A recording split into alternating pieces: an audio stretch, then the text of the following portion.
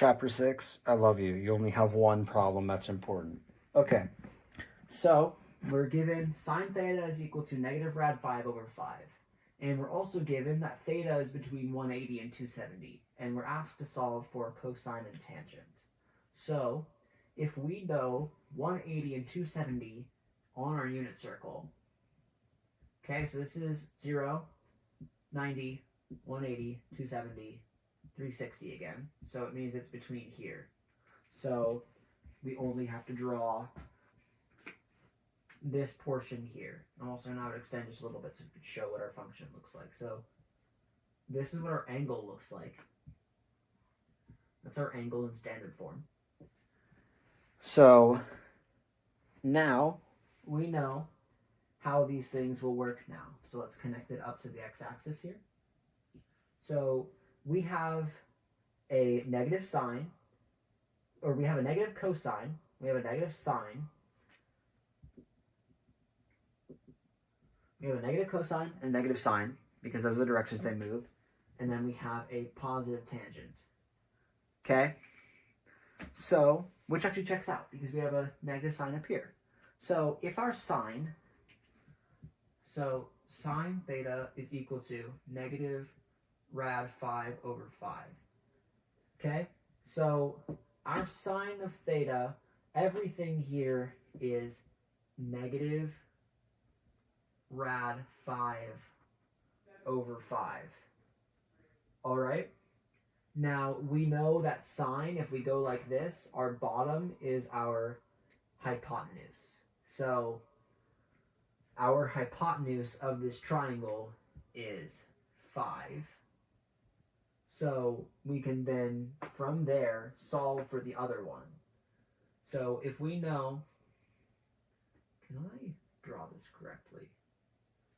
So, if we know that our sine is that, we know that one of the sides is that. One of the sides is the top thing, and then the hypotenuse is the bottom thing. So then from there, we can just use Pythagorean theorem. Okay? 5 squared is equal to negative rad 5 squared plus b squared. Okay? Now, sine is representative of the y, so this would be a negative rad 5 here. Let me actually draw that in a better spot. Negative rad 5 here. I have a 5 here. We have to figure out what we have up there, which is going to be our b. Okay? So 25 minus, so negative becomes a positive when you square root it, or when you square it. Square root of a square, 5. I'm going to subtract it over in one step, is equal to b squared, which is 20. 20 into a radical is rad 20 is equal to b. 20 has something that we can pull out of it, a 4, which then becomes this, because rad 4 is 2, and then dividing 20 by 4 gives it a 5. So that's our b, which means that our cosine has a 2 rad 5 up here. Okay, but that's not our cosine or tangent. Our cosine and tangent are the things when you do everything properly, because this is our theta here. So our cosine of theta is, oh, let's keep this in mind, our cosine's negative.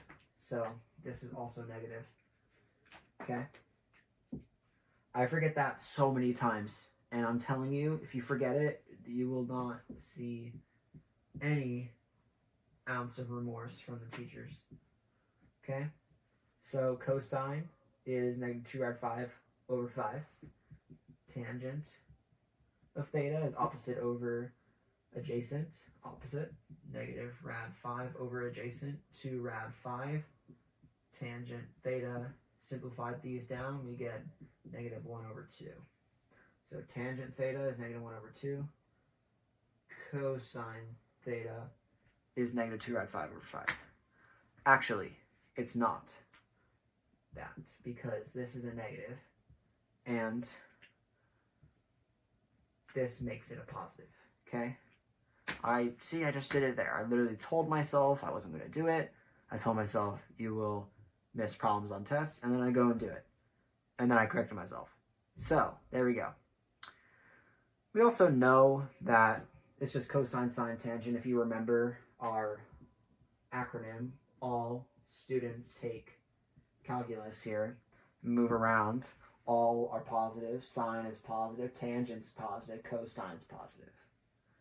Then that helps you sort everything out. And then all you need to do is remember all students take calculus and remember the first, and you remember the first portion of the unit circle, the 0 to 90 degrees, and then you'll know all the unit circle by just finding reference angles, and then all students take calculus. All right, chapter 6, done. It only took 5 minutes. Wow, why can't all the others be like that? 27 minutes, chapter 5, looking at you.